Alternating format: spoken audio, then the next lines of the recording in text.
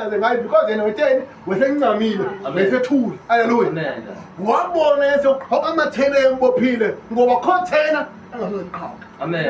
akho siqalekiso engasoze sichithwe amen amen kodwa sabona amatyathanga seqhawuke ezandleni seqhawuke enyaweni wathi xa ngayaziyo owehlele kuyo uba ayinambane akulayita akho festile wabona sekukhanyisa kunyama siwabona sekumhlophe kaxongo ngoba uyesu wenze ukukhanya ngoba upetros wayebukhanya before angene kunyameni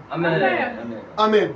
wambonisa uyesu uba noma napelo usebumnyameni ongakanani ngenye ilanga kuseza ukhanya haleluya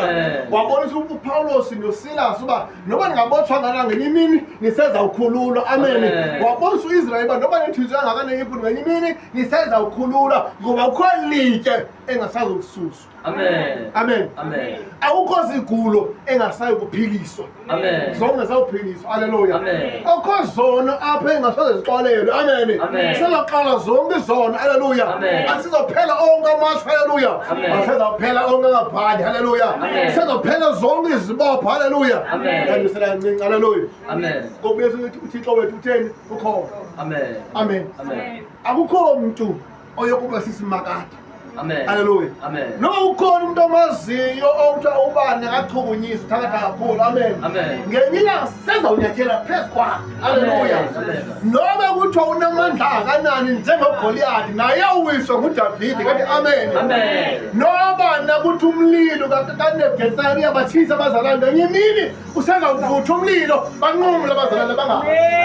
haleluya oba maningi noba kuthiwa ameva ayahlaba ngenye imini sezawunyathela phezu kwawo angahlabi haleluya noma kuthiwa kuyakwazi ubotshwa ungaqhubekeli phambili ngenye imini kuseza ubotshwa siqhubekele phambili haleluya ngenye imini koza kuthiwa kumile kuvaliwe kugqithwa kule ndawo thina sagqitha haleluya ngoba ukhona ivalayo engasoyivuleka